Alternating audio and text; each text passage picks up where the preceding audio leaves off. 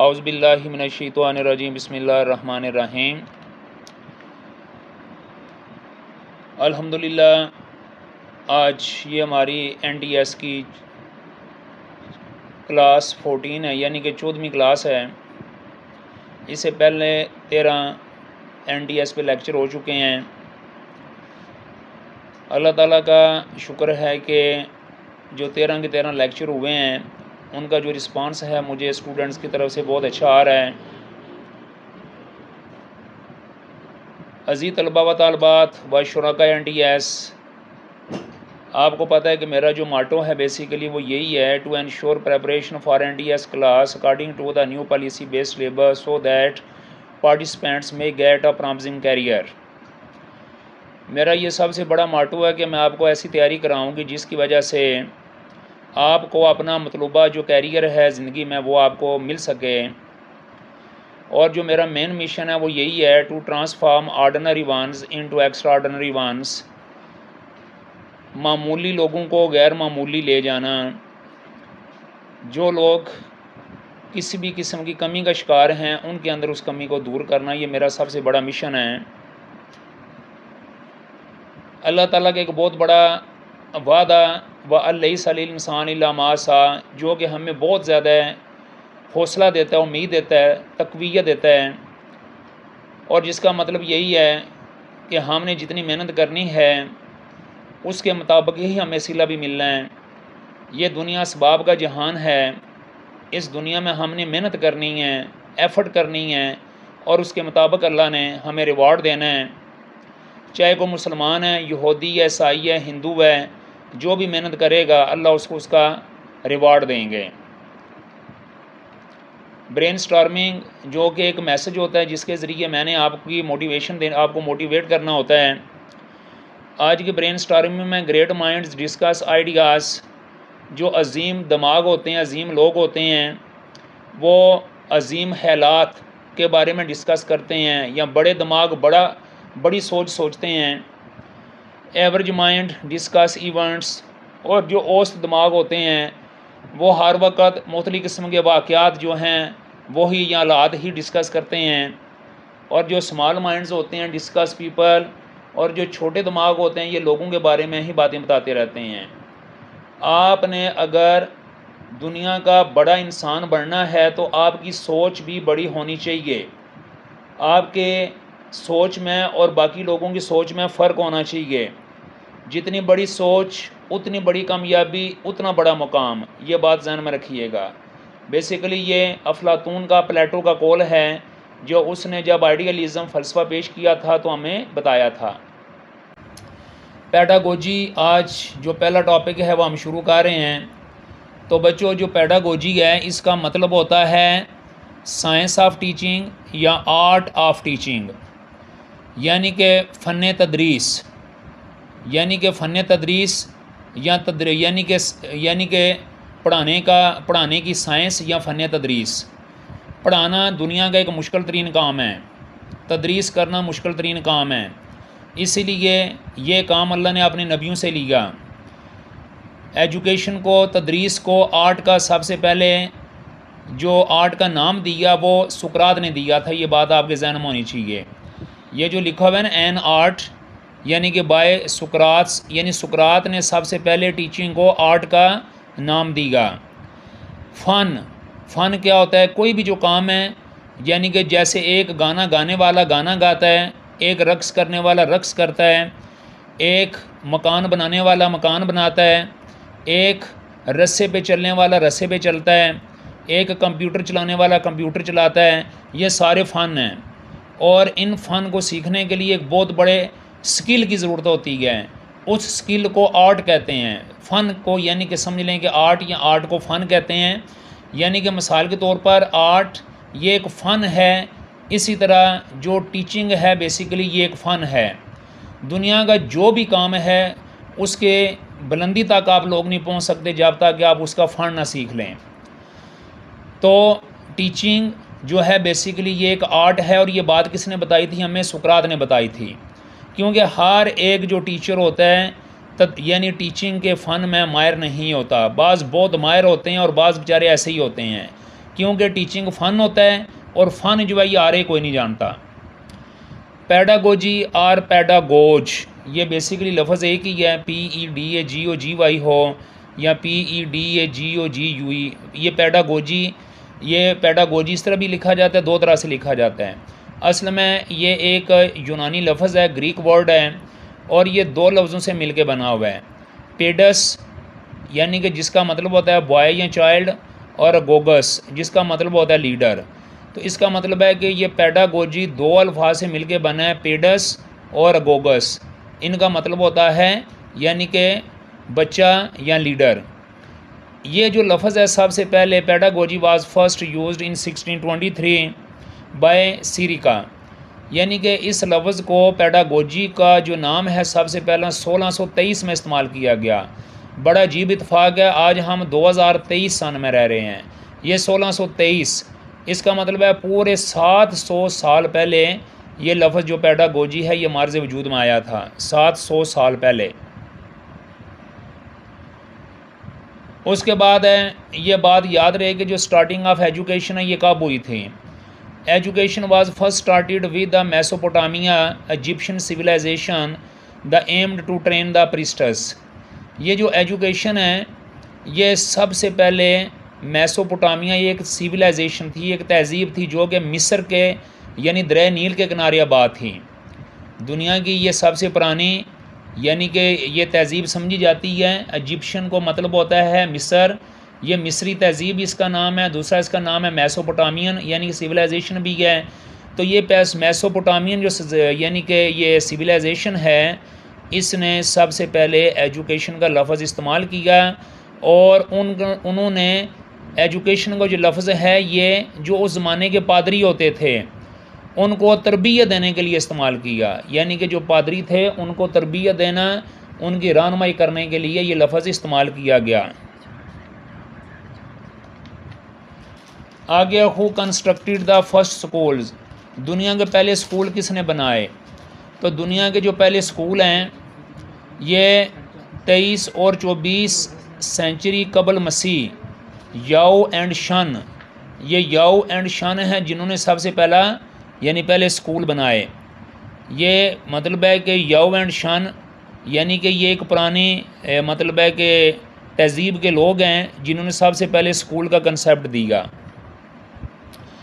उसके बाद है when was first education system was created, सबसे पहले जो तालीमी निज़ाम है ये कब मुतारफ़ करवाया गया। तो ये बच्चों ज़िया डायनेस्टी है, 1600 कबल मसीह में सबसे पहले जो तालीमी निज़ाम है इसको मुतारफ़ करवाया गया। यानी कि तालीमी निज़ाम को सबसे पहले कब मुतारफ़ कराया गया, ज़िया डायनेस्टी ने 1600 कबल मसीह। द वर्ल्ड्स फर्स्ट टीचर, पूरी दुनिया का सबसे पहला उस्ताद किसे कहा जाता है। तो ये याद रखें कि वो कन्फ्यूशियस को कहा जाता है जो कि 561 कबल मसीह पैदा हुआ। तो यानी कि वैसे तो मौलम अव्वल अरस्तु को भी कहा जाता है, लेकिन वो यूनानी तहज़ीब के अंदर कहा जाता है। अगर वर्ल्ड लेवल पे यानी कि अगर हम चाइना की तहज़ीब देखते हैं या ओवरऑल पूरी दुनिया का, तो वो कन्फ्यूशियस को भी पहला उस्ताद कहा जाता है। नंबर 5 है father of Indian education, India का फादर ऑफ एजुकेशन किसे कहा जाता है। यानी जो इंडिया की तहज़ीब है या इंडिया का जो सिस्टम है जिसको हिंदुस्तान कहते हैं, आपको पता है कि हिंदुस्तान के अंदर ईस्ट इंडिया कंपनी 16वीं सदी में आई थी।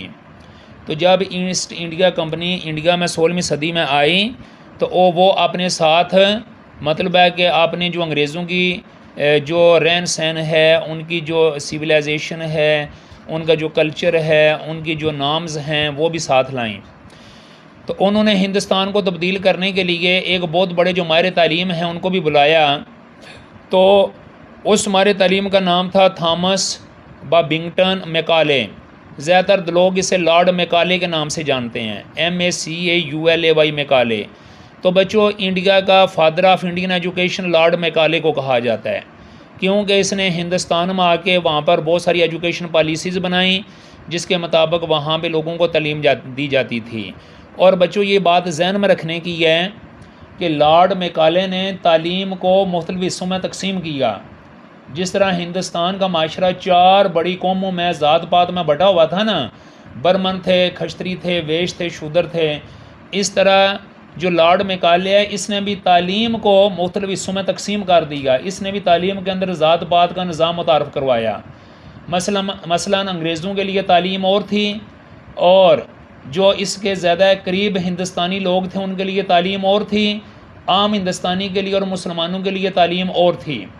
और जो हिंदू और मुसलमानों को, ख़ास तौर पर मुसलमानों को जो निसाब तालीम इसने दिया था ना, उससे मुसलमान ज़्यादा से ज़्यादा क्लर्क बन सकते थे, इससे आगे नहीं जा सकते थे। तो इसलिए क्योंकि वो निसाब तालीम ही ऐसा था, वो करिकुलम ही ऐसा था जिससे मुसलमान जो आगे नहीं तरक्की कर सकते थे। तो बहरहाल ये याद रखना आपने कि फादर ऑफ इंडियन एजुकेशन ये थॉमस बाबिंगटन मैकाले को कहते हैं। आगे द फर्स्ट एजुकेशनिस्ट ऑफ सब कंटिनेंट, बरे सगीर का सबसे पहला माहिर तालीम किसको कहते हैं? यानी जो पहला माहिर तालीम है, तो बाबाए, यानी कि जैसे ये पिछला भी आपने पढ़ा कि फादर ऑफ इंडियन एजुकेशन कहते हैं यानी कि लॉर्ड मैकाले को, लेकिन फर्स्ट एजुकेशनिस्ट किसको कहते हैं? चार्ल्स ग्रांट को कहते हैं। ये चार्ल्स ग्रांट वो आदमी था जो कि जब ईस्ट इंडिया कंपनी हिंदुस्तान में आई तो ये उनके साथ एक रूहानी जो प्रीचर होता है, मुबल्लग होता है, ये उनके साथ रूहानी मुबल्लग के तौर पे साथ आया, जो कि अंग्रेज़ों की रूहानी तरबियत करता था, उनकी प्रीचिंग करता था, यानी मुबल्लग का काम करता था। Who is the founder of education policies in subcontinent, सब कंटिनेंट जो एजुकेशन पॉलिसीज़ है उनका बानी कौन है? तो यही चार्ल्स ग्रांट था, पढ़ा लिखा था, इसलिए ये ही वहाँ का यानी कि फाउंडर था। बच्चों आगे नंबर 8 पे है, Horace Mann is known as father of American education. अगर ये कोई बंदा सवाल करे या बाज़ औक़ात NDS में आ जाता है कि फ़ादर ऑफ अमेरिकन एजुकेशन कौन किसको कहा जाता है, तो ये होरेस मान को कहा जाता है। किसको कहा जाता है?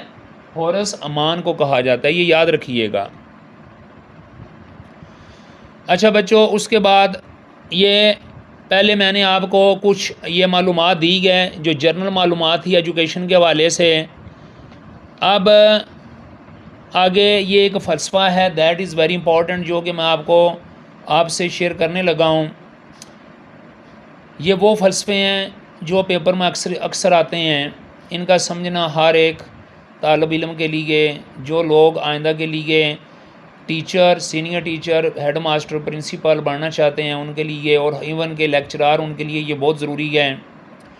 बच्चों जो फ़लसफ़े हैं, कुछ पुराने फ़लसफ़े हैं, जैसे नेचुरलिज़म बहुत पुराना फ़लसफ़ा है, आइडियलिज़म बहुत पुराना है, इसी तरह रियलिज़म बहुत पुराना है, एग्जिस्टेंशलिज़म बहुत पुराना फ़लसफ़ा है। इस तरह कुछ नए फ़लसफ़े भी हैं, जैसे आज यानी कि ये प्रैग्मेटिज़म जो है ये ना पुराना फ़लसफ़ा है बहुत और ना यह नया है। ये समझ लें कि 1950 के मतलब मिड में है, यानी कि ये समझ लें कि 19वीं सदी के 20वीं सदी के, यानी कि ये मतलब है कि दरमियान में ये रहा है, लेकिन इसके असरात आज भी बहुत ज़्यादा हैं। तो ये जो प्रैग्मेटिज़म है, यानी कि ये भी एक फ़लसफ़ा है जिससे मैंने स्टार्ट किया। मैंने आपको 6 फ़लसफ़े पढ़ाने हैं, जिसमें प्रैग्मेटिज़म है, एसेंशियलिज़म है, रियलिज़म है, फिर उसके अलावा एसेंशियलिज़म है, प्रोग्रेसिविज़म है, रिकन्स्ट्रक्शनिज़म है। तो ये 5-6 फ़लसफ़े हैं जो कि आपके निसाब में शामिल हैं। I will all discuss the philosophies which are included in your NTS syllabus. तो प्रैग्मेटिज़म क्या है? Pragmatism is a Greek word. एक आपको पता होना चाहिए, ये जो फ़लसफ़ा प्रैग्मेटिज़म, तो प्रैग्मेटिज़म एक यूनानी लफ्ज़ है। अब प्रैग्मेटिज़म का मतलब क्या है? ये अगला जो सवाल है ना, मतलब क्या है, ये पेपर में कई बार आ चुका है, ये कई बार आ चुका है। It means action, practice, activity, active, efficient, to make, to do, to accomplish. ये प्रैग्मेटिज़म के सारे मतलब हैं। यानी कि एक मतलब जो नाउन एक्शन जो है, ये भी एक्शन नाउन है, प्रैक्टिस भी नाउन है, एक्टिविटी भी ये नाउन है। यानी कि नाउन के तौर पे भी इसका मतलब काम ही है। और अगर वर्ब लेंगे तो to make, to do, to accomplish, ये वर्ब हैं। तो action, practice, activity, to make, to do, to accomplish, ये की बात है। तो इनका प्रैग्मेटिज़म का मतलब होता है काम काम काम और काम करना, बस। यानी कि देखें, एक्शन का मतलब भी काम, प्रैक्टिस का मतलब भी काम, एक्टिविटी का मतलब भी सरगर्मी यानी काम, टू मेक किसी चीज़ को बनाना यानी ये भी काम, टू डू करना ये भी काम, टू अकम्प्लिश कंप्लीट करना ये भी काम। तो प्रैग्मेटिज़म का मतलब असल में काम है, और काम से मुराद है कि बच्चों को हाथों से काम करवाना, बच्चों की जो लर्निंग है वो उस वक्त सही होती है जब वो हाथों से काम करते हैं, इनका ये मकसद है। तो इस फ़लसफ़े का स्लोगन क्या है? Utility is truth and truth is utility. कहते हैं कि यानी काम करना यही सच्चाई है और सच्चाई काम करना ही है। यानी कि बच्चे की लर्निंग उस वक्त तक नहीं हो सकती जब तक बच्चा अपने हाथ से काम ना करे। जैसे कि आपने ये सुना हुआ है कि एक लफ्ज़ होता है ना कि आई हीयर आई फॉरगेट, मैं सुनता हूँ तो मैं भूल जाता हूँ। When I hear I forget, when I see I remember, जब मैं देखता हूँ तो मुझे याद रहती है। व्हेन आई डू, जब मैं करता हूँ, आई अंडरस्टैंड, तो मैं समझ जाता हूँ। तो इसका मतलब यह है कि आई डू आई अंडरस्टैंड, ये वही बात है जो यहाँ पे बयान की जा रही है। तो बच्चों प्रैग्माटिज़म जो है ये वो फ़लसफ़ा है जो पेपर में अक्सर आता है, आपके NTS के, PSC के कोई भी इम्तहान उसमें ये फ़लसफ़े लाजमी आते हैं और प्रैग्माटिज़म को सबसे ज़्यादा टच किया जाता है, इसलिए मैंने ये फ़लसफ़ा यहाँ पे दी है। तो इसका स्लोगन, इसका नारा क्या पेपर में बाज़ औक़ात आ जाता है, the slogan of the philosophy utility is truth and truth is utility. बस इतना लिखा होता है, नीचे फ़लसफ़ों के नाम लिखे होते हैं। तो ये फिर आपको पता होना चाहिए ये प्रैग्माटिज़म है। बात समझ आ रही है कि नहीं आ रही है? अगर ये लिखा हो कि यानी कि pragmatism is a word, pragmatism is a word, pragmatism एक लफ्ज़ है, नीचे 4 ऑप्शन हो, पहले ऑप्शन पे लिखा हो ग्रीक, दूसरे पे लिखा हो इटालियन, तीसरे पे लिखा हो यानी कि जापानीज़, चौथे पे लिखा हो जर्मन, पाँचवें पे लिखा हो स्कॉटिश। तो आपको पता होना चाहिए प्रैग्माटिज़म जो है इसका ये ग्रीक वर्ड है। इसी तरह अगर ये हो कि प्रैग्माटिज़म मीन्स, प्रैग्माटिज़म का मतलब है, अब इसके ऑप्शन में कहीं एक्शन लिखा हो, कहीं और बाकी 4-5 लफ्ज़ लिखे हो अपनी तरफ से, तो आपने जो एक्शन है प्रैग्माटिज़म का यही मतलब लगाना है। इसी तरह स्लोगन भी आ सकता है। आगे इसका मेन फोकस किस पे है? मेन फोकस किस पे है कि प्रैक्टिकल एंड यूटिलिटेरियन फ़िलासफ़ी, यानी कि अमली। अब प्रैक्टिकल है, प्रैक्टिकल का मतलब ये होता है कि वो चीज़ जो हाथ से की जाए, यानी कि हाथ से किए जाने वाले काम को प्रैक्टिकल कहते हैं। तो ये फ़लसफ़ा लर्निंग बाय डूइंग, यानी कि बच्चों का अपने हाथों से काम करने पे ज़्यादा ज़ोर देता है। आगे है word of facts not the word of ideas, यानी कि ये जो फ़लसफ़ा है ये कहता है कि आप यानी word of facts not the word of ideas, यानी कि यह फ़लसफ़ा जो हक़ाइक़ हैं उसकी दुनिया पे ज़ोर देता है, और हक़ाइक़ वो होते हैं जो अमली तौर पे होते हैं, ना कि सिर्फ सोचने पे। यानी कि एक चीज़ होती है सोच, एक होता है करना।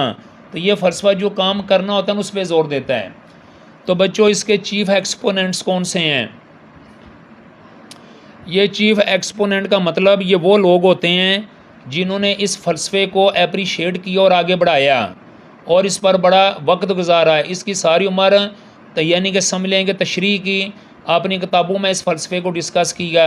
तो उसमें एक नाम आता है C.B. पायरस, दूसरा नाम आता है विलियम जेम्स और तीसरा आता है जॉन डेवी। जॉन डेवी जो है इसको तालीम की बैकबोन समझा जाता है, जो जदीद तालीम है उसकी जॉन डेवी को बैकबोन समझा जाता है, यानी जॉन डेवी उसकी बैकबोन है। तो जॉन डेवी जो है इसने भी प्रैग्माटिज़म को बहुत ज़्यादा, और इसका बड़ा मशहूर कॉल है कि लर्निंग बाय डूइंग, यानी कि जब तक अपने हाथ से काम नहीं करेंगे आपकी लर्निंग नहीं हो सकती। ये बात जॉन डेवी ने बहुत मशहूर, बहुत यानी कि मतलब अपनी किताबों में बार बार लिखी गए। आप पेपर में ये भी आ सकता है कि चीफ़ एक्सपोनेंट ऑफ प्रैग्माटिज़म, नीचे ऑप्शन दिए होते हैं, उसमें बाज़ का तो वो C.B. पीयर्स का नाम दे सकते हैं, आगे B ऑप्शन में कोई और नाम देंगे, C पे और देंगे, D पे और देंगे, E पे और देंगे।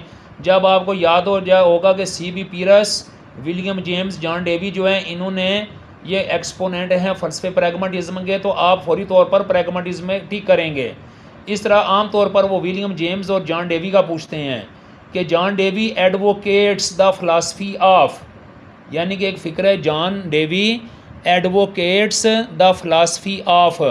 इसका मतलब जो जॉन डेवी है ये फ़लाने फ़लसफ़े को एडवोकेट करता था, हमायत करता था। एडवोकेट का मतलब होता है टू प्रेज़, यानी कि किसी का हमायत करना, टू स्टैंड बाई, साथ देना किसी का। तो ये किस फ़लसफ़े को हमायत करता है? प्रैग्माटिज़म को करता है, आइडियलिज़म, एग्जिस्टेंशियलिज़म, प्रोग्रेसिविज़म, रिकन्स्ट्रक्शनिज़म किसको करता है? तो ये आपको पता होना चाहिए, ही एडवोकेट्स प्रैग्माटिज़म, ये याद रहे आपको। उसके बाद बच्चों आगे हैं, ये जो भी मैं जितने ये पॉइंट लिखता हूँ ना ये पेपर में सारे इसी तरह आते हैं। फिर आगे साथ ये पूछ लिया जाता है ये किस फ़लसफ़े में बात की गई है। जैसे man is an active being, इसका मतलब होता है जो इंसान है इसको अल्लाह ने काम करने के लिए पैदा किया है। इंसान को सिर्फ सोचने के लिए अल्लाह ने पैदा नहीं किया। इंसान इज़ यानी man is an active being, तो ये किसका कॉल है? ये प्रैग्मेटिज्म के जो एक्सपोनेंट है ये उनका कॉल है। Man is an active being, ये किसका कॉल है भाई? प्रैग्मेटिज्म का कॉल है। आगे knowledge is always tentative and functional, वो कहते हैं कि इल्म तो वो है जिसके अंदर यानी कि आप लोग कुछ काम करें, फंक्शन का मतलब ही काम हो गया। देखें ना, ये फ़लसफ़ा काम काम काम कहाँ पे सिर्फ तवज्जो देता है, सरगर्मियाँ होनी चाहिए। जैसे शुरू में आपको बताया कि इसका मतलब एक्शन होता है, इसका मतलब एक्टिविटी होता है, टू डू होता है, टू मेक होता है, टू कम्प्लिश होता है, एक्टिव होता है। अब यहाँ पर फिर आगे एक जगह पे प्रैक्टिकल भी आ गया और यहाँ पर फंक्शनल भी आ गया। ये फ़लसफ़ा कहता है कि जब बच्चे अपने हाथ से कोई भी एक्टिविटी करते हैं, कोई भी सरगर्मी करते हैं, तो उनके पास जो इल्म हासिल होता है वो ऑथेंटिक इल्म हासिल होता है। उसके नतीजे के तौर पर बच्चे की 16 किस्म की स्किल्स डेवलप होती हैं। उस वजह से जो बच्चा होता है उसके अंदर मतलब है कॉन्फिडेंस आता है, कम्युनिकेशन आती है, पेयर वर्क में, टीम वर्क में काम करने की सलीहियत पैदा होती है, उसकी शाइनेस ख़त्म होती है, उसके अंदर लीडरशिप क्वालिटीज़ आती हैं। वो इसलिए कहते हैं कि अब जो मौजूदा ज़माने का इंसान है, जो बच्चा है, वो उसी वक्त कामयाब होगा जिस वक्त वो मुख्तलिफ़ किस्म की यानी कि एक्टिव या एक्टिविटीज़ करेगा। और एक्टिविटीज़ भी ये नहीं कि वो अकेला करेगा, एक्टिविटी हमेशा 2 या 2 से ज़्यादा स्टूडेंट के साथ मिल के करने से की जाती है। इसलिए क्लास में कभी पेयर ग्रुप बना दिए जाते हैं, कभी टीम वर्क बना दिया जाता है, कभी 5-5 बच्चों की जोड़ी बना के उनको प्रैक्टिकल या मुख्तलिफ टास्क वगैरह दे दिए जाते हैं। उसके बाद बच्चों आगे child is the centre of activity, देखा ना, फिर एक्टिविटी की बात आ गई है। एक्टिविटी जब दी जाती है तो उसमें टीचर नहीं होता कि वो खुद एक्टिविटी कर रहा होता है और बच्चे देख रहे होते हैं, बल्कि बच्चे कर रहे होते हैं और टीचर देख रहा होता है। टीचर ने पहले एज ए उसे बता देना होता है, टीचर उनको हेल्प करता है, गाइड करता है, जी आपने ये काम ऐसे करना है। उसके बाद बच्चों ने खुद करना होता है। इसलिए कहा जाता है कि child is the centre of activity, यानी teacher is the centre of activity नहीं होता, child is the centre of activity होता है।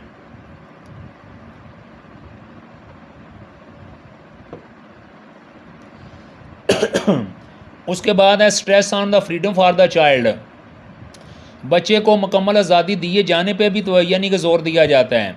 इसका मतलब ये होता है कि बच्चा विद फ्रीडम अपना काम करें। बच्चे को आपने काम दे दिया, बच्चा भी आराम से वो काम कर रहा है, आपने सिर्फ लुक आफ्टर करना है, आपने सिर्फ गाइड करना है। इसके लिए वो टीचर को कहते हैं हेल्पर। हालांकि ये हेल्पर का लफ्ज़ उस ज़माने में बड़ा बाइज़्ज़त लोगों के लिए इस्तेमाल होता था, आजकल नहीं हो रहा। तो उन्होंने बोला था टीचर इज़ अ हेल्पर, आज उसकी जगह पे लफ्ज़ फैसिलिटेटर इस्तेमाल हो रहे हैं। तो वो कहते थे कि टीचर के 2-3 ही काम हैं, या तो वो हेल्प करें या फिर वो गाइड करें, वरना जो काम है वो सारे का सारा बच्चा खुद करे, उसे काम करने की मुकम्मल आज़ादी दी जाए। अब काम क्या हो सकता है? काम ये हो सकता है कि जो कुछ आप स्कूल में पढ़ा रहे हैं, करिकुलम के मुताबिक पढ़ा रहे हैं बच्चों को, उसमें जो एक्टिविटीज़ होती हैं, उसमें बच्चों का जो ग्रुप वर्क होता है, उसमें जो बच्चे होते हैं उनको आज़ादी दी जाए कि वो अपनी मर्ज़ी से काम करें। चाहे जब कहीं गलत करेंगे आप थोड़ा उन्हें फौरी तौर पे बता दें और करें वो काम बच्चे खुद। उसके बाद नेक्स्ट पॉइंट है experience and experiments as the basic learning. देखा ना, अब एक्सपीरियंस एंड एक्सपेरिमेंट्स, ये भी सारी चीज़ें कौन सी हैं? देख लें ये कितने ज़्यादा लफ्ज़ प्रैग्मेटिज्म में जमा हो रहे हैं। एक्सपीरियंस तजर्बा, और तजर्बा क्या होगा? जब आप कोई काम करके उसे गुजरते हैं तो उसे एक्सपीरियंस कहते हैं।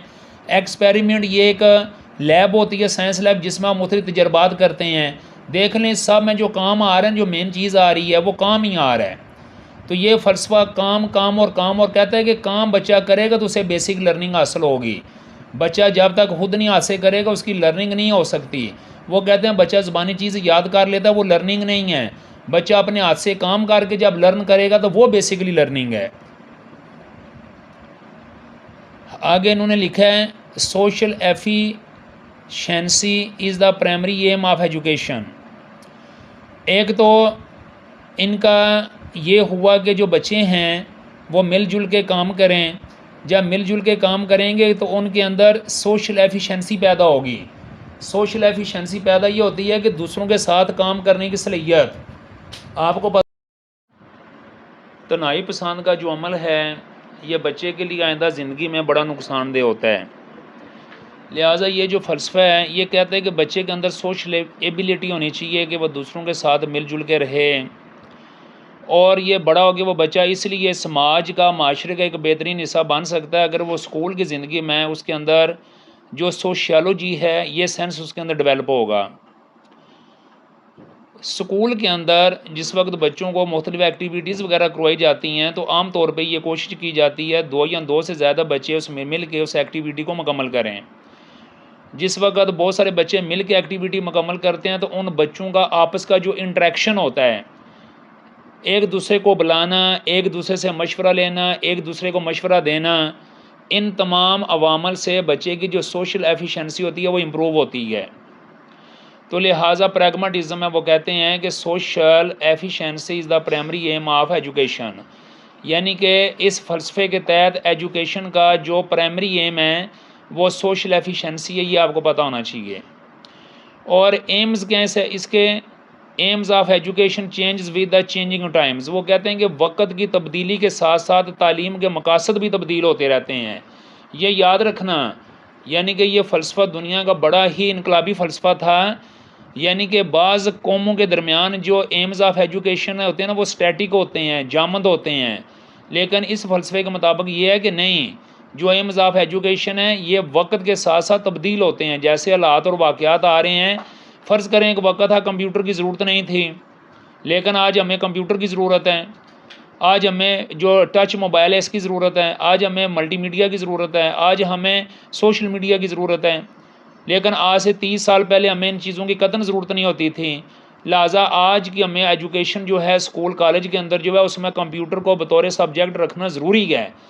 तो इसका मतलब ये है कि वक्त के गुज़रने के साथ साथ जो तालीम के मकासद हैं वो भी क्या होते हैं, वो तब्दील होते रहते हैं इस फ़लसफ़े के तहत।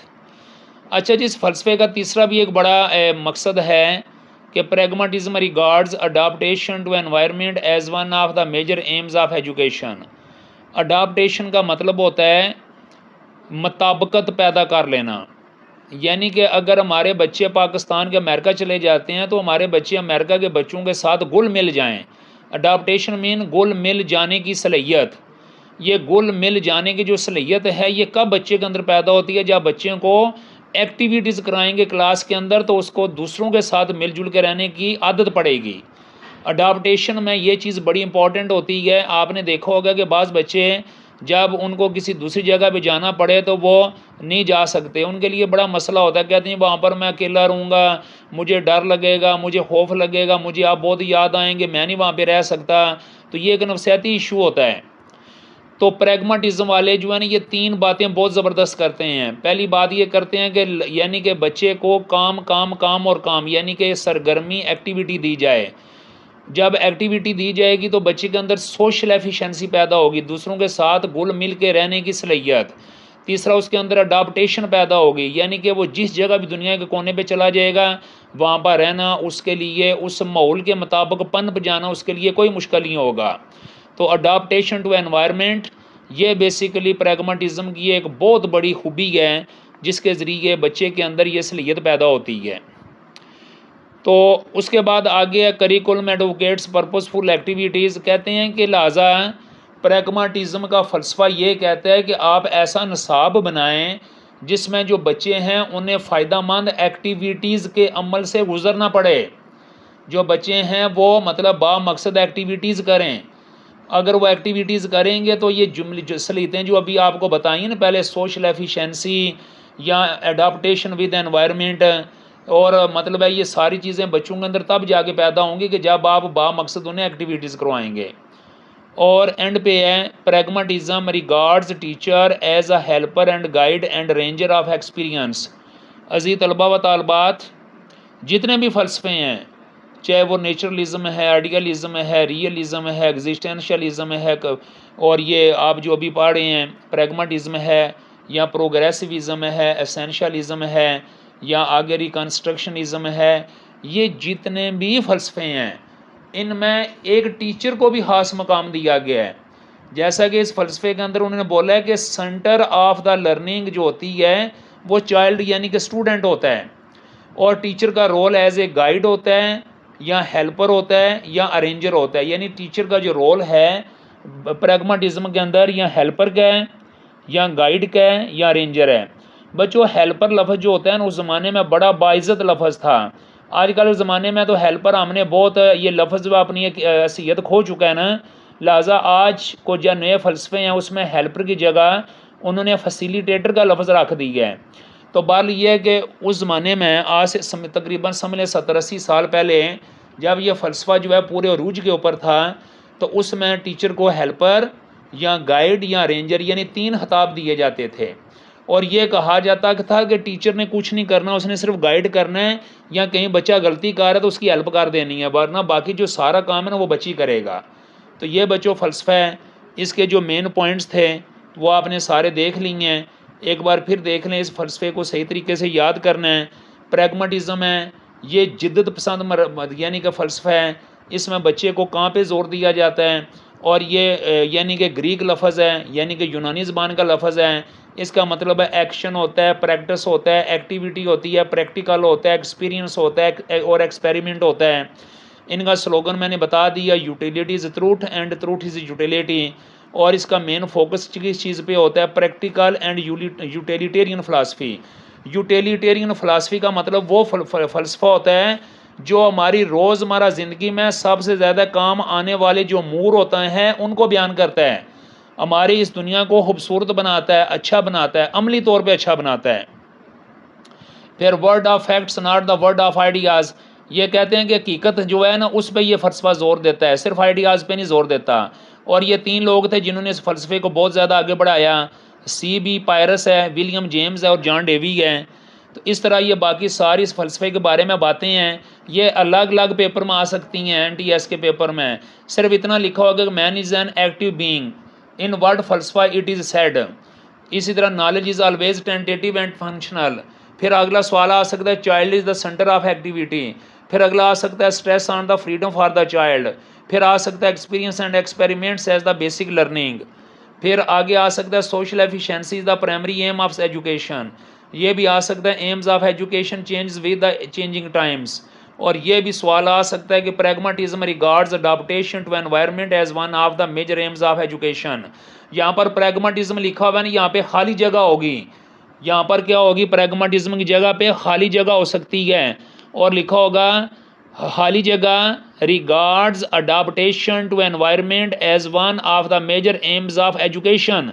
नीचे 5 ऑप्शन होंगे। एक ऑप्शन में लिखा होगा रियलिज्म फ़लसफ़ा, दूसरे ऑप्शन पे लिखा होगा नेचुरलिज्म, तीसरे पे यही लिखा होगा जो आपको नज़र आ रहा है प्रैग्माटिज्म, चौथे ऑप्शन पे लिखा होगा प्रोग्रेसिविज्म, पांचवें पे लिखा होगा नन ऑफ दीज। तो आपने प्रैग्माटिज्म के ऊपर टिक कर देनी है, और आप टिक उस वक्त करेंगे जब आपको बाकी स्टेटमेंट आती होगी और इसकी समझ होगी। इसी तरह करिकुलम एडवोकेट्स पर्पसफुल एक्टिविटीज़, और इसी तरह pragmatism regards teacher as a helper and guide and ranger of experience. ये आखिरी 2 लाइनें पेपरों में कई बार आ चुकी हैं। सिर्फ प्रैग्माटिज्म नहीं लिखा होता, बाकी सारा कुछ आगे लिखा होता है, regards teacher as a helper and guide and ranger of experience, ये सारा कुछ लिखा होता है। तो सिर्फ आपने खाली जगह पे प्रैग्माटिज्म यहाँ पर जो यानी का ऑप्शन जो दुरुस्त है उस पर टिक करनी होती है, और वो प्रैग्माटिज्म का ऑप्शन होता है। उसके बाद बच्चों अभी इस्लामियात हैं। इस्लामियात के हवाले से ये मैंने वाइट बोर्ड के ऊपर लिख के ये आपके लिए कुछ चीज़ें लिखी हुई हैं। इमामुन्नास किस नबी को कहते हैं? हज़रत इब्राहीम अलैहिस्सलाम को। खलीफातुल अर्ज़ किस नबी को कहते हैं? हज़रत दाऊद अलैहिस्सलाम को। अबुल बशर किस नबी को कहते हैं? हज़रत आदम अलैहिस्सलाम को। साहिबुल हूद किस नबी को कहते हैं? हज़रत यूनुस अलैहिस्सलाम। हूद का मतलब मछली होता है। ज़बीहुल्लाह किस को कहते हैं? हज़रत इस्माइल अलैहिस्सलाम को। खलीलुल्लाह किस नबी को कहते हैं? हज़रत इब्राहीम अलैहिस्सलाम को। हबीबुल्लाह कौन से पैगंबर को यानी कि कहा जाता है, किन के लिए? तो हज़रत मोहम्मद सल्लल्लाहु अलैहि वसल्लम को। आदम सानी किस पैगंबर का लक़ब है? हज़रत नूह अलैहिस्सलाम का लक़ब है। अब्बुल अम्बिया ये किसका लक़ब है? हज़रत इब्राहीम अलैहिस्सलाम का लक़ब है। अब्बुल अरब ऐन रेब अरब ये किसका लक़ब है? हज़रत इस्माइल अलैहिस्सलाम का। ज़ुन्नून ये किसका लक़ब है? हज़रत यूनुस अलैहिस्सलाम का। कलीमुल्लाह अल्लाह से बात करने वाले किसका लक़ब है? हज़रत मूसा अलैहिस्सलाम का। सफ़ीउल्लाह किसका लक़ब है? हज़रत आदम अलैहिस्सलाम का। शेखुल अंबिया ये किसका लक़ब है? हज़रत नूह अलैहिस्सलाम का। आप अपने पास डायरी पे हज़रत इब्राहीम अलैहिस्सलाम का नाम यहाँ पे 3 बार आया है, यानी कि आप इमामुन नास भी हैं, खलीलुल्लाह भी हैं, अबुल अंबिया भी हैं। आप ये तीनों नाम इकट्ठे लिख दें। फिर इसी तरह हज़रत यूनुस अलैहिस्सलाम का नाम 2 बार आया है, एक साहिबुल हूद और एक ज़ुन्नून। तो इन दोनों का यानी कि ये दोनों हज़रत यूनुस अलैहिस्सलाम लिख के आगे इनके दोनों मिसाल के तौर पर जो लक़ब हैं ये लिख दें। फिर इसी तरह हज़रत इस्माईल अलैहिस्सलाम का नाम भी 2 बार आया है, तो एक अबुल अरब आया है और दूसरा ज़बीउल्लाह आया है। तो हज़रत इसी तरह हज़रत इस्माईल लिख के आगे इनके दोनों लक़ब लिख दें। इसी तरह हज़रत नूह अलैहिस्सलाम का नाम जो है ये भी 3 मरतबा आया है। तो ये जो नाम आया है हज़रत नूह अलैहिस्सलाम का मतलब है 2 मरतबा, एक आदम सानी आया है और एक शेखुल अंबिया आया है। तो इनको भी आप हज़रत नूह लिख के आगे आदम सानी लिख लें और साथ शेखुल अंबिया लिख लें। तो इस तरह बच्चों ये इस्लामियात के आप ये समझ लें कि 1 2 3 4 5 6 7 8 9 10 11 12 13 14 ये 14 सवाल समझ लें कि आपको इस्लामियात किस तरह तैयार हो जाएंगे। बाज़ औक़ात पेपर में ये लिखा होता है और जो ज़्यादा कन्फ्यूजिंग होते हैं ना वो इमाम उन नास होता है, ये नहीं पता चलता, खलीफातुल अर्ज़ का पता नहीं चलता, इसी तरह अबुल अंबिया का पता नहीं चलता, अबुल अरब जो है ये नहीं पता चलता, और शेखुल अंबिया। तो ये जो है ना ये 5-7 जो है इनको बार बार आप याद कर लें, क्योंकि पेपर में ये लफ्ज़ बार बार आते हैं। अक्सर लिखा होता है शेखुल अंबिया किस नबी को कहते हैं, आगे हज़रत नूह अलैहिस्सलाम, आदम अलैहिस्सलाम, मूसा अलैहिस्सलाम, यूनुस अलैहिस्सलाम, इस्माईल अलैहिस्सलाम लिखा होता है। तो जब आपको याद होगा कि शेखुल अंबिया हज़रत नूह अलैहिस्सलाम को कहते हैं तो तब जाके आप ऑप्शन सही करेंगे ना। इसी तरह बच्चों इमामुन नास नहीं बाज़ औक़ात पता चलता, तो इसलिए मिसाल के तौर पर हज़रत इब्राहीम अलैहिस्सलाम आ सकते हैं, हज़रत मोहम्मद सल्लल्लाहु अलैहि वसल्लम आ सकते हैं, हज़रत यूनुस अलैहिस्सलाम, आदम अलैहिस्सलाम। तो अगर आपको याद होगा इमामुन नास हज़रत इब्राहीम अलैहिस्सलाम है तो आप आराम से हज़रत इब्राहीम अलैहिस्सलाम का जो खाना होगा ना वो टिक कर लेंगे। और बच्चों ये भी याद रहे इस्लामियात का पोर्शन ज़्यादातर इंग्लिश में आता है, लेकिन कभी कभी उर्दू में भी वो दे सकते हैं। तो इमामुन नास के स्पेलिंग आपको आने चाहिए, ये कभी मैं आपको ये अंग्रेज़ी में नाम भी लिख के आपको दे दूँगा। खलीफातुल अर्ज़ भी आ सकता है इंग्लिश में, अबुल बशर भी इंग्लिश में लिखा जा सकता है, साहिबुल हूद भी इंग्लिश में लिखा जा सकता है, ज़बीउल्लाह, खलीलुल्लाह, हबीबुल्लाह, आदम सानी, अबुल अंबिया, अबुल अरब, ज़ुन्नून, कलीमुल्लाह, सफ़ीउल्लाह, शेखुल अंबिया। तो ये अंग्रेज़ी इंग्लिश में भी लिखा होता है, तो ये आपको पता होना चाहिए बच्चों। उसके बाद मैंने मैथमेटिक्स का रखा है, ये आज फार्मूले रखे हैं मैंने कुछ। ये जो फार्मूले हैं ये आपने याद करने और ज़रा सही तरीके से करने हैं। पहला फार्मूला है LCM का। तो बच्चों LCM से बनता है लीस्ट कॉमन मल्टीपल। इसका फार्मूला होता है product of common prime factor multiply product of non common prime factors. यानी कि जो कॉमन फैक्टर होते हैं, प्राइम फैक्टर होते हैं, और जो नॉन कॉमन उनको आपस में मल्टीप्लाई करें तो LCM हासिल हो जाता है, हमें मिल जाता है। यानी कि किसी भी चीज़ का जो अभी हमारे सामने रकमें दी होती हैं उनका LCM का ये फार्मूला, ये याद रखिएगा। इसी तरह पैरामीटर ऑफ स्क्वायर, ये जो एक स्क्वायर होता है उसका पैरामीटर जो है मालूम करने का फार्मूला आपको पता है 4 multiply length of one side. यानी कि जो स्क्वायर होता है पता नहीं इसके चारों एरियाज़ बराबर होते हैं, 4 लेंथ इनके बराबर होती हैं। तो आपने करना क्या है कि अगर आपके सामने एक स्क्वायर है तो आपने उसका यानी पैरामीटर निकालना है, तो आपने 4 से वो जो लेंथ होगी ना जितनी भी होगी ना उसको 4 से आपने मल्टीप्लाई कर देना है। अगर वो 5 सेंटीमीटर है, 10 सेंटीमीटर है, 20 सेंटीमीटर है, तो वो जो 20 होगी उसको 4 से मल्टीप्लाई कर दें। तो इस तरह क्योंकि वो चारों साइड्स स्क्वायर की बराबर होती हैं। इसी तरह पैरामीटर ऑफ रेक्टेंगल, जो रेक्टेंगल होते हैं इसकी 2 साइड बराबर होती हैं, यानी कि 2 एक तरफ बराबर होती हैं और आमने सामने वाली यानी बराबर होती हैं, यानी 2 एक तरफ बराबर होती हैं, 2 एक तरफ बराबर होती हैं। तो ये होता है जिसको उर्दू में मुस्तातील कहते हैं। स्क्वायर को उर्दू में मरबा कहते हैं। मरबा में चारों ज़िले बराबर होते हैं, रेक्टेंगल में 2 ज़िले बराबर होते हैं, तो यानी कि मुस्तातील में। तो रेक्टेंगल का क्या करना है आपने, जब आपने इसका पैरामीटर मालूम करना है तो 2 को मल्टीप्लाई करना है लेंथ प्लस विथ, यानी कि लंबाई और होगी और चौड़ाई भी उसकी और होगी। तो लंबाई हो सकता है दोनों की, दोनों साइड पे 4-4 सेंटीमीटर हो और विथ जो है 2-2 सेंटीमीटर हो। तो आपने फिर क्या करना है कि 2 मल्टीप्लाई यानी कि लेंथ अगर 4 है, विथ अगर 2 है, तो दोनों को पहले प्लस करें 6 और यानी कि 4 और 2 6 हो जाएगा। 6 को 2 से मल्टीप्लाई करें तो 12 उसका पैरामीटर निकल आएगा। तो इस तरह पैरामीटर मालूम करना हो रेक्टेंगल का या स्क्वायर का, तो ये तरीका है। उसके बाद है एरिया मालूम करना, जिसको रकबा कहते हैं। रकबा यानी कि मरबे का रकबा मालूम करना या मुस्ततील का रकबा मालूम करना। तो जब आपने एरिया ऑफ स्क्वायर मालूम करना है तो उसको आपने लेंथ मल्टीप्लाई लेंथ कर देना है।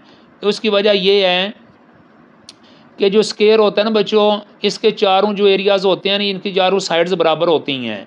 जब चारों साइड्स बराबर होती हैं तो आपने क्या करना है, लंबाई और जो उसकी यानी कि जो लेंथ मल्टीप्लाई लेंथ, यानी कि लेंथ को लेंथ के साथ मल्टीप्लाई कर देना है। यानी कि अगर 4 4 है तो 4 4 जा 16 कर देंगे। अगर 2 हैं तो 2 2 होंगे तो 2 2 4 कर देंगे। यानी कि आपने लेंथ को मल्टीप्लाई कर देना लेंथ के साथ ही। यानी कि इसी तरह यानी लंबाई को लंबाई से मल्टीप्लाई कर लेना है, क्योंकि लंबाई तो सबकी एक जैसी होती है।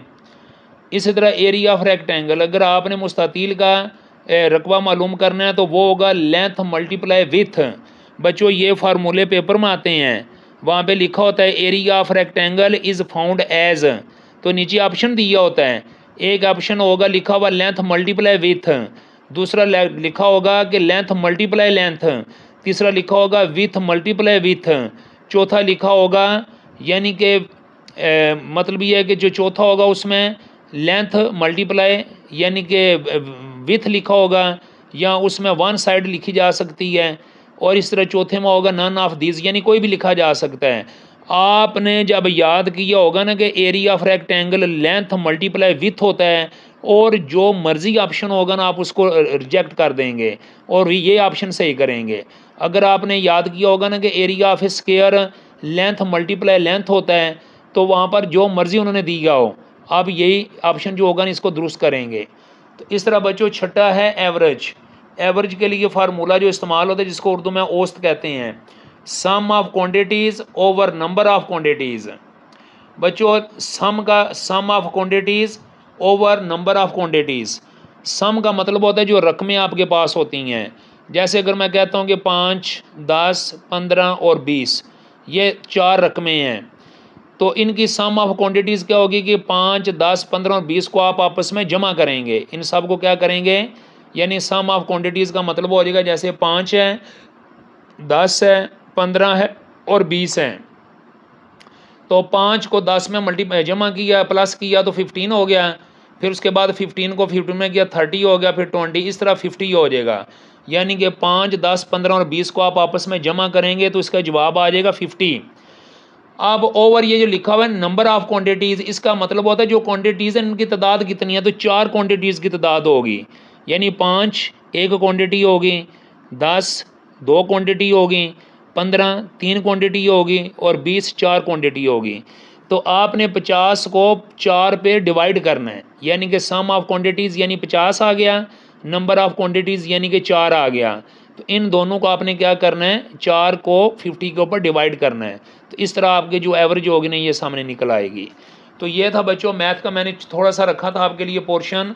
LCM का formula product of common prime factors multiply product of non common prime factors. फिर पैरामीटर ऑफ स्क्वायर ये कितने होते हैं, यानी कि इसका formula 4 multiply length of one side, एक साइड की जो लेंथ है उसको 4 से मल्टीप्लाई कर दो।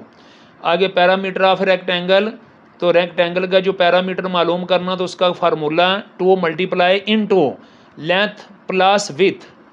इस तरह एरिया ऑफ स्क्वायर मालूम करना हो तो length multiply length, area of rectangle मालूम करना हो तो लेंथ मल्टीप्लाई विथ।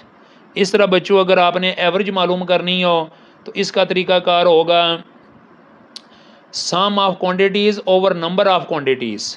तो मुझे उम्मीद है जो मैंने आपको ये तशरीह समझाई है आपको समझ आ गई है। अब बच्चों इंग्लिश की तरफ जाते हैं।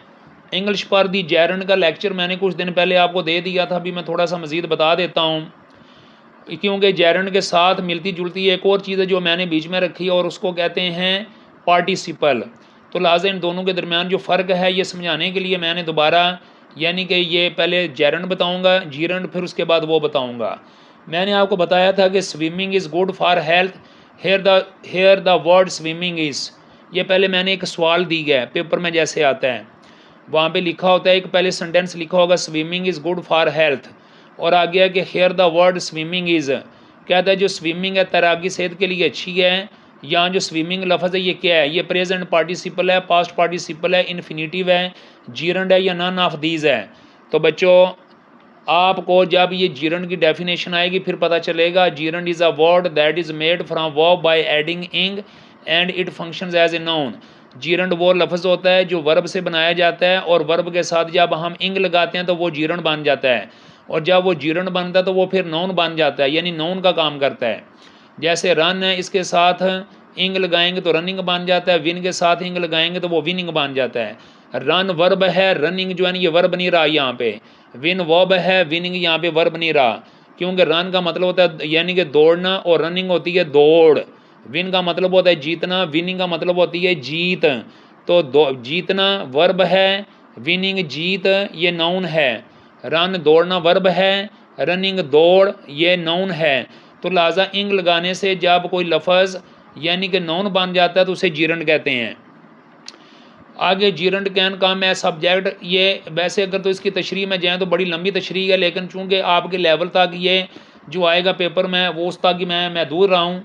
Winning promoted the moral of the players, यानी कि देखें विनिंग आमतौर पर जो जीरंड होता है ना ये सब्जेक्ट के तौर पे इस्तेमाल होता है, ऑब्जेक्ट भी आता है लेकिन अब सब्जेक्ट के तौर पे।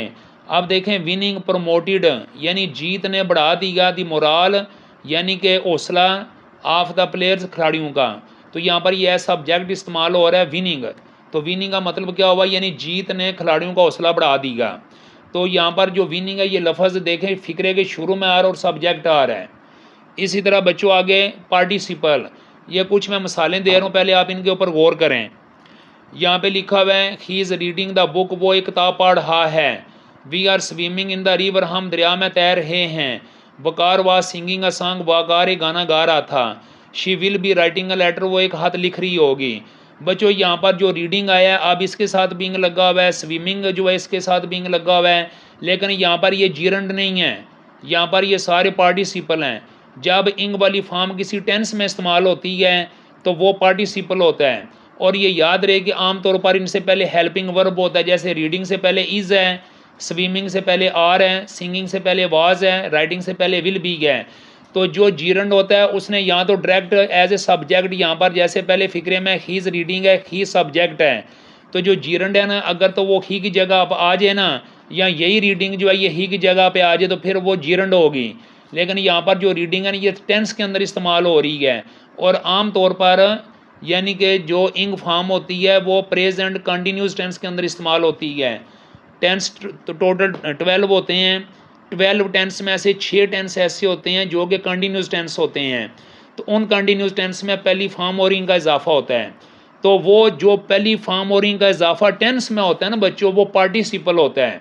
याद रहे फिर जो यानी कि present continuous, past continuous, future continuous, past perfect continuous, past perfect continuous, future perfect continuous के अंदर जो यानी कि टेंस इस्तेमाल के टेंस के अंदर जो इंग वाली फॉर्म इस्तेमाल होती है ना ये सारी की सारी पार्टिसिपल होती है। बाज़ औक़ात प्रेजेंट पार्टिसिपल, लेकिन उसकी भी ज़रूरत नहीं, आपने सिर्फ पार्टिसिपल याद करना है। तो बच्चों मुझे उम्मीद है कि आपको ये फ़र्क पता चल गया होगा कि जो जीरंड होता है उसमें ये रीडिंग शुरू में आनी चाहिए, स्विमिंग शुरू में आना चाहिए, सिंगिंग शुरू में आनी चाहिए, राइटिंग शुरू में आनी चाहिए। अब ये चारों लफ्ज़ is, are, was, will be के बाद आ रहे हैं, लिहाजा ये टेंस के अंदर आ रहे हैं, लिहाजा ये पार्टिसिपल होंगे, ये जीरंड नहीं होगा। पेपर में भी ये लिखा होता है कि ही is reading the book, the word reading is, वहाँ पर नीचे लिखा होगा जीरंड, पार्टिसिपल, इन्फिनिटिव और पर्सनिफिकेशन और नन ऑफ दीज। तो आपको पता होना चाहिए जब रीडिंग से पहले इज़ है तो ये इसका मतलब है कि ये प्रेजेंट कंटिन्यूस में इस्तेमाल हो रही है, तो लिहाजा ये पार्टिसिपल है। ये क्या है? पार्टिसिपल है। यहाँ पर ये थोड़ी सी मैंने और तशरीह कर दी है। Here the words reading, swimming, singing and writing are used as participle in the given sentences. यहाँ पर जितने ये लफ्ज़ इस्तेमाल हुए हैं ना, reading, swimming, singing and writing, ये पार्टिसिपल के तौर पे इस्तेमाल हुए हैं। अब डिफरेंस क्या? डिफरेंस तो वैसे मैंने पहले बता दी है कि difference between gerund and participle mostly they are confusing, आमतौर पर ये कन्फ्यूज़ करते हैं। But must be kept one thing in mind, लेकिन ये बात आपके जहन में रहनी चाहिए दैट द वर्ब विज इंग फ्राम मेक फॉर्म मेक, यानी कि जो वर्ब जिसके साथ इंग लगा होता है ये दो मुख्तलिफ किस्म के अल्फाज बनाता है, यानी कि वो वर्ब जिसके साथ इंग लगा होता है ये दो किस्म के लफ्ज़ बनाता है, या ये जीरन बनाता है या ये पार्टिसिपल बनाता है। क्या बनाता है? या जीरन या